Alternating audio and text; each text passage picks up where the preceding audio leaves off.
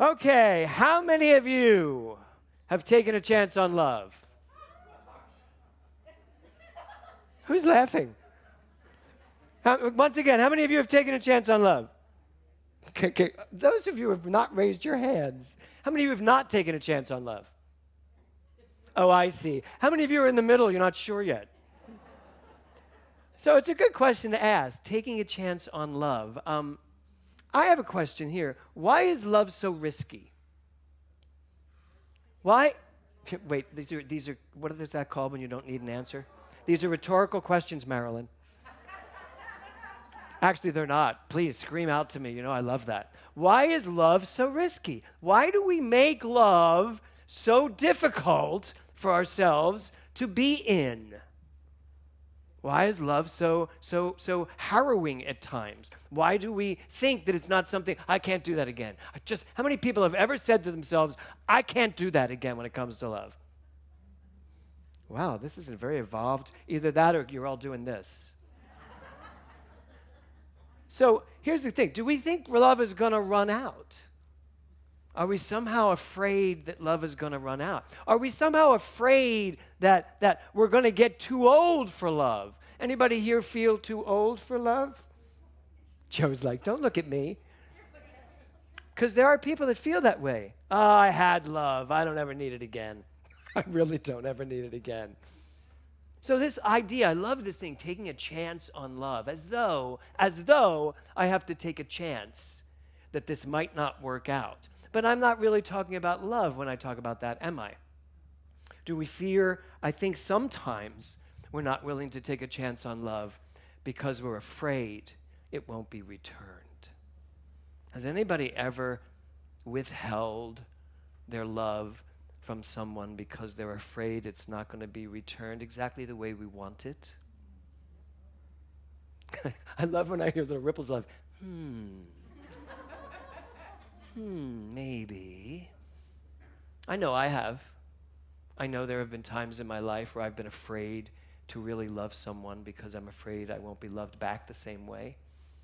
Now, for somebody who's been married, I'm just about to celebrate. On September 21st, I will celebrate 30 years of marriage to Kevin.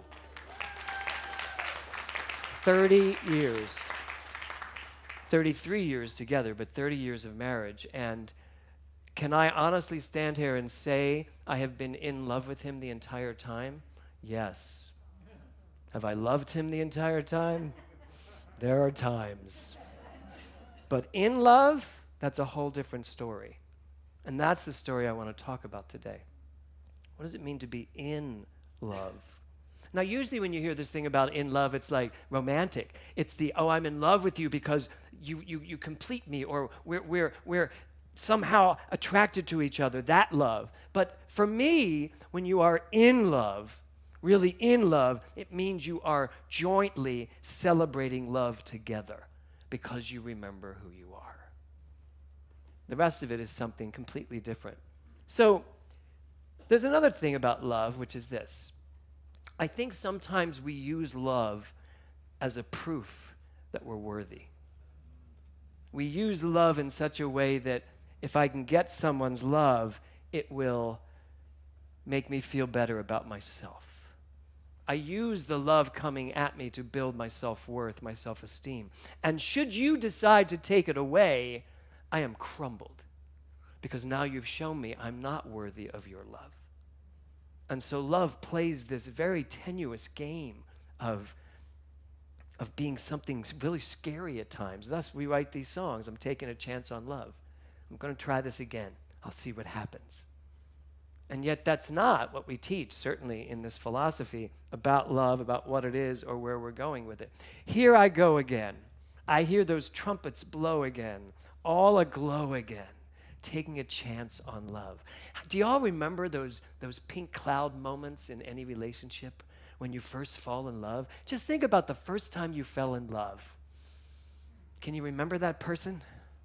The first time your heart went pitter-patter. That sounds like a very old thing to say. The first time you really had that moment, it was like, oh my God, who is this? Who is that?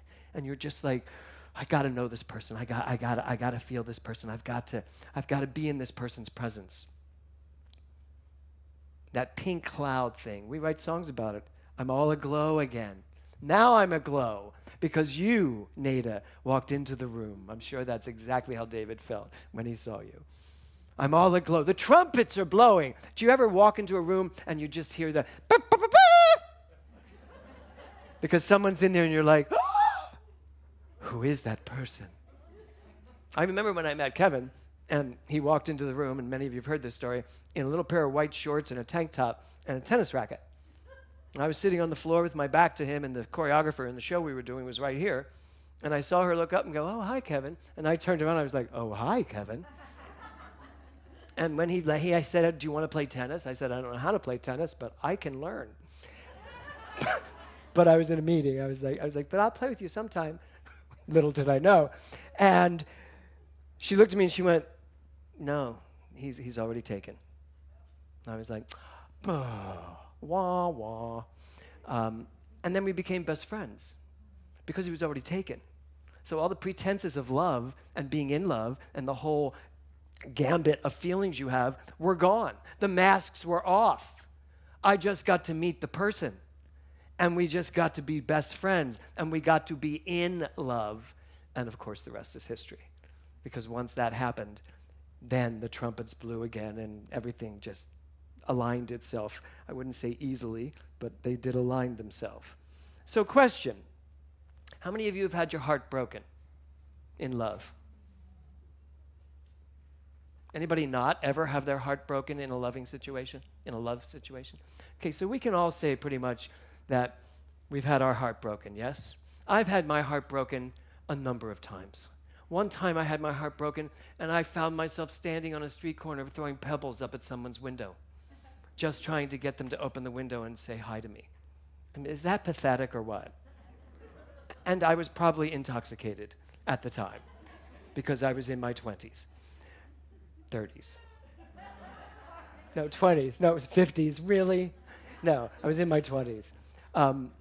So yeah, we've had our hearts broken. But what does that mean, really? Has love broken our heart? No. Love did not break our heart. Something else was at play here. Not love, my relationship to love.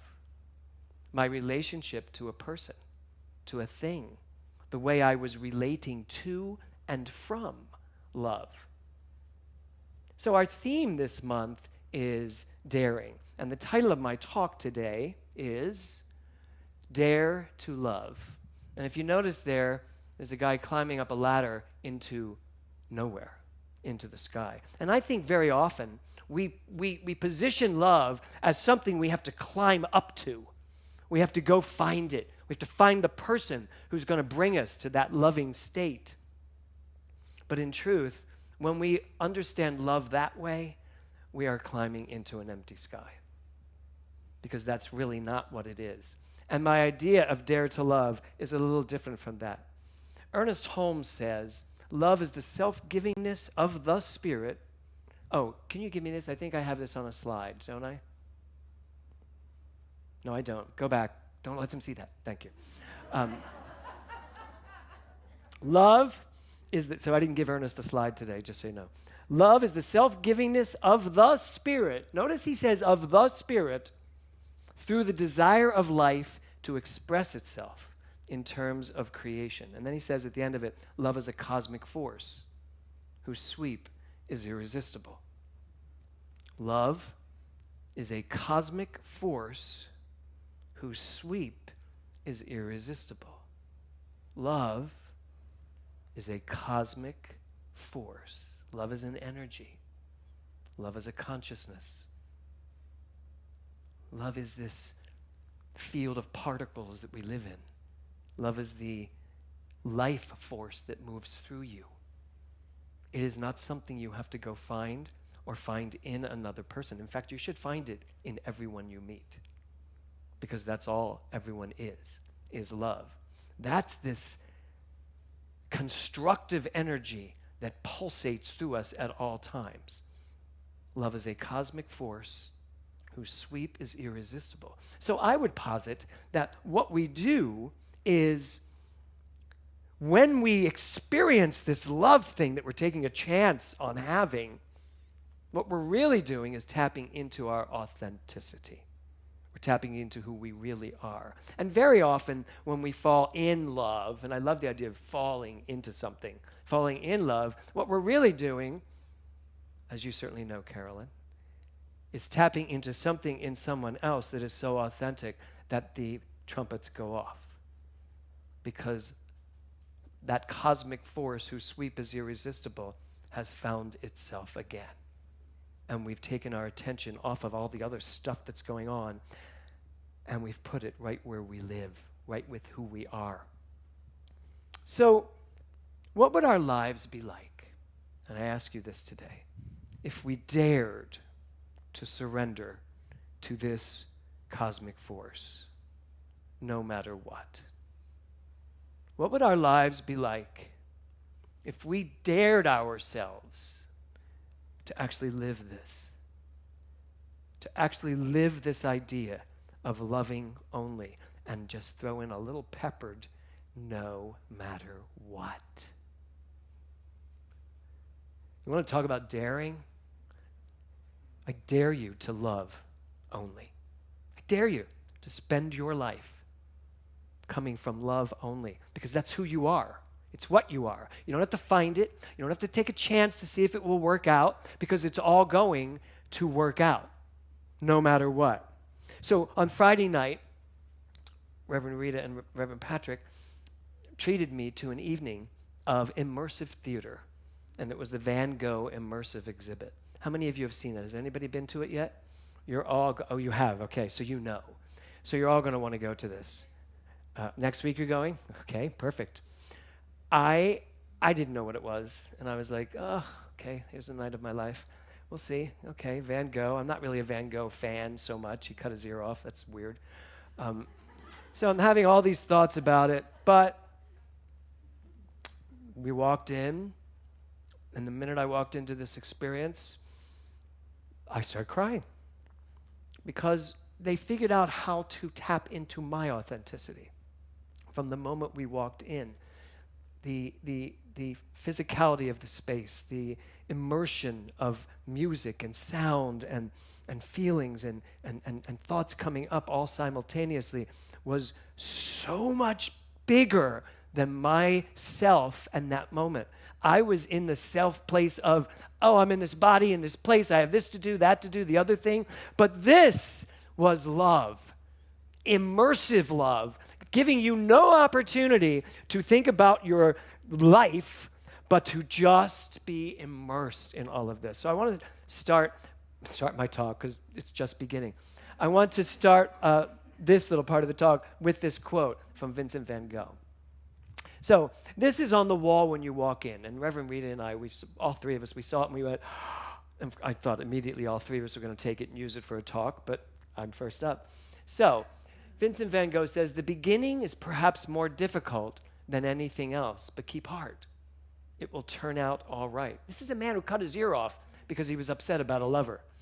The beginning is perhaps more difficult than anything else, but keep heart. It will turn out all right. Why is that so important to me in this talk? Because if we're going to dare to love, then we have to know without any shadow of a doubt that my life is unfolding perfectly, no matter what. So you can take your love from me as if that could ever happen. You can say you're not in love with me anymore. All right. And I may miss that. And I may miss that person. And I may miss the feelings I have. But deep down, keep heart. It will turn out all right because you are love. That's daring.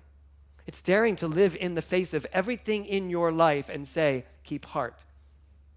It will work out all right. That's the daring nature of this science that I think is so important to all of us. Carolyn Clemens had a celebration on Friday for her husband here, and it was a beautiful service. I had never met her husband, but I felt I knew him after everybody talked about him in the slideshow. But there was something that happened. One of the singers, the singer, was up here, and she started coughing and coughing and coughing. And while the ceremony was happening here, all eyes were on the coughing, because, of course, we've come to the conclusion that even a common cold is COVID. It's all COVID. Everything is COVID. If you sneeze, you have COVID. So, it got a little scary for a lot of people, so she ultimately left, which meant all the songs that Carolyn picked for her husband that they loved together were not going to get sung. And so the next song that was coming up, I knew. And I thought, dare I? And of course I did. And I said, I can sing this one. And I got up and I sang it, even though it was a duet with a girl, and I had to go into the girl's key and figure out how that went. You didn't notice, did you? Good answer. So it went really well, but I felt of such service. But it was all about love, and it's a song called Lucky by Jason Mraz. Lucky I'm in love with my best friend, and I am in love with my best friend, and I know she was too, and many of you are. But I didn't really think about the lyrics so much until I was standing there in front of, 100 people maybe, singing with the piano player to Carolyn, and one of the lyrics stuck out to me. It was like, you make it easier when life gets hard. It's lucky I'm in love with my best friend. Lucky to have been where I have been. Lucky to be coming home again. You make it easier when life gets hard, we say to someone. But I'd like to say that to myself. You make it easier when life gets hard, when you dare to love only. I don't know why I'm getting emotional. You make it easier with all that we're going through if you just come from love only. Nothing else. No judgment, not even your opinions. You can have them, but no one needs to hear them. Just keep them. Be sure what you know, but come from love. It makes it easier when life gets hard if we're willing to love only. And Carolyn, thank you for giving me that lesson. Love makes life easier if we're willing to give over to it. So I have this quote from Dr. Seuss. That's the next slide, I believe.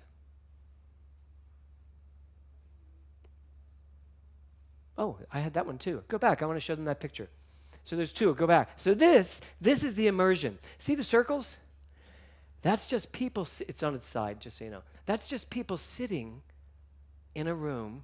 They all have circles, so they're 6 feet apart, with this immersive experience of Van Gogh above you, below you, beside you, moving. It is just spectacular. And the next quote is the Jason Mraz quote. But I want you to see, that's me looking at something, looking very dramatic. And Rita took that picture, I believe. You are in the Van Gogh painting when it happens. So it's kind of hard not to have emotion, not to feel that loving creativity when it happens. Okay, next slide. Dr. Seuss, you know you're in love when you can't fall asleep because reality is finally better than your dreams. Isn't that a beautiful quote? You know you're in love when you can't fall asleep because reality is finally better than your dreams. When was the last time reality was better than your dreams? When you really saw it, when you were willing to see life from that perspective. How do we love one another in today's world and still allow each person his or her own experience? As I was sitting there on the stool during the immersion, there was a little girl in her little pod with her mother and father, and the music was so full.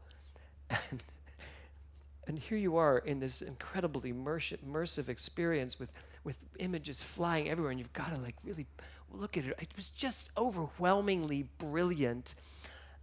And yet my eye kept going back to this little 4-year-old girl who her experience was she needed to dance.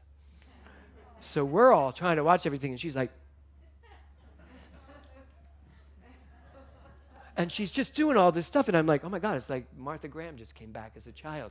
and she's doing all this stuff, and we're all watching, but I just kept going back to her, and I was like, that's what love is. That's what this energy, this life force whose sweep is irresistible. That's what it is. It comes inside of you and just says, gotta dance.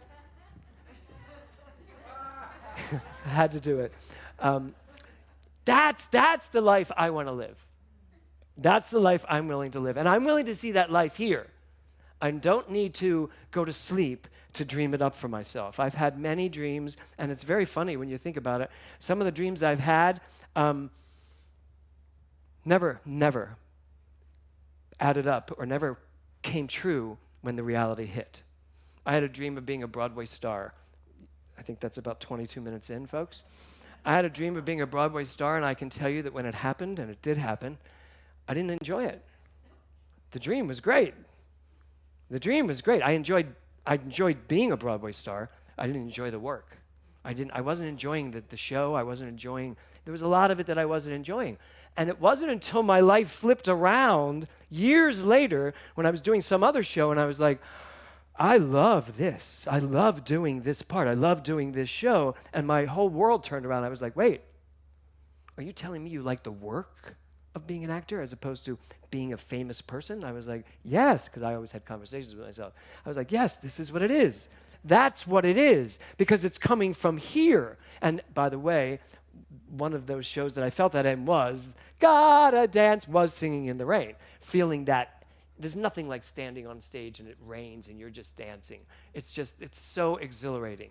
So you know you're in love when you can't fall asleep because reality is finally better than your dreams. My question to you is, when are your dreams going to become reality in such degree that they're actually not as exciting as the reality that they show up as? I believe that is possible for all of us, but we have to start from this.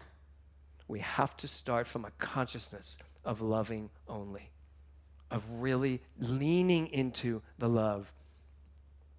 So I want to talk about COVID for a moment, because it is on everybody's mind, because it is an energy whose sweep is not irresistible. It is an energized consciousness. Is it a disease? Yes, so is the cold, so is the flu, so is everything. Yes, there's bacteria everywhere. I get that. I get all of it. I follow the science. I acquiesce to what the science is asking us to do. That's what I choose. But is it a reality? Is it as powerful as love? Not even that much. It's just not. So my job is to put it in its perfect perspective. It does not have control of my life. It doesn't even have control of my world. I do what I need to do, and I come from love only, which means I choose not to engage in anything that takes me out of a loving consciousness surrounding it, with whomever or whatever or wherever or whenever. That's what this center stands for, love only. And what I really got was this. So when I say being in love with someone, being that relational love is not love. It's your reaction to it. So the same thing goes true for what we're all experiencing right now. Your reaction to this thing is not this thing. COVID's just another disease that has come along, and we're handling it, and we will handle it, and there will come the day when it's gone, eradicated, like measles and polio and all the things that we've handled. It'll go away, and we'll be done with it. But you know what we won't be done with? Your relationship to it. That's the only thing you're in control of. What is your relationship to this thing called COVID? Can you come from love only and deal with this issue without being in reaction to it, but coming from love only? And you know what that means? That means I have to be willing to say to someone that doesn't agree with my perspective, I love you and I respect your perspective. And mean it. Absolutely mean it. and be okay with it. Does that also mean I have to now take your perspective? No, it does not. It means I get to do what I feel is right for me. You get to do what you feel is right for you. And at the end of the day, if what you feel is right for you and what I feel is right for me don't go together, and in fact, really don't go together, I have the right to say, I treat for your highest and furthest. For you to go where you need to go and I to go where I need to go, and that's still love. If it is still love. So really today, for me, has been all about this concept of, are you in reactionary love or are you willing to love only? Are you willing to really step into love in the way Ernest Holmes talks about it? Would you do the next slide for me? Vincent Van Gogh. I feel there is nothing more truly artistic than to love people.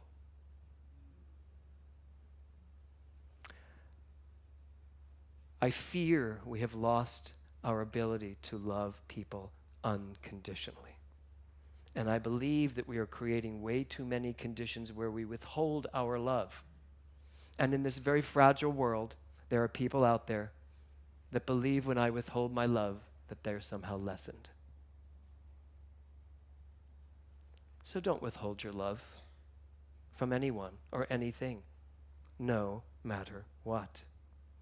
Love comes in many shapes and sizes, in many forms, in many ways, and our job is to really tap into that authentic person that we are and let that just ooze out of ourselves. To love only, and then forgive everything. To really be willing to let go.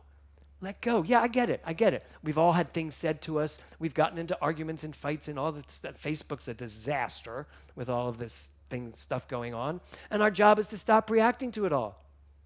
To just come from love, no matter what. So,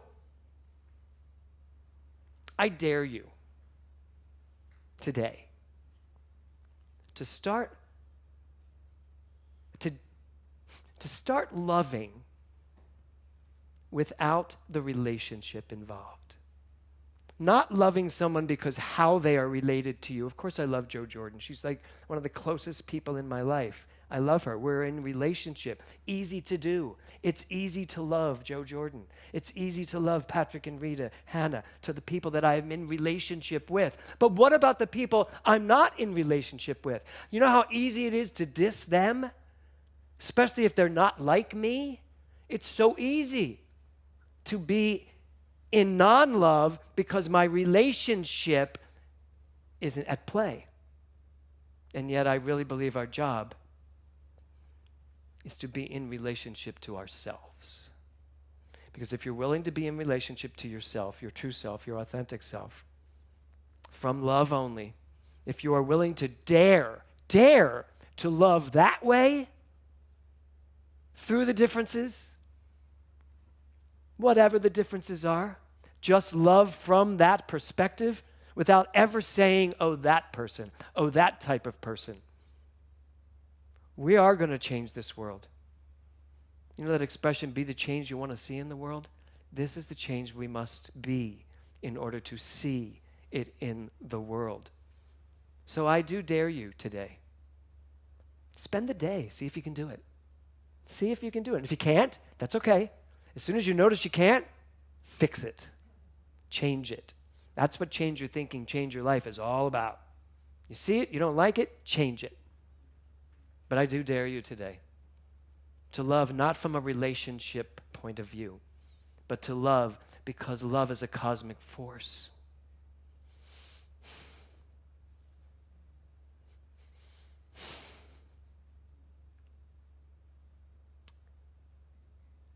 Whose sweep is irresistible.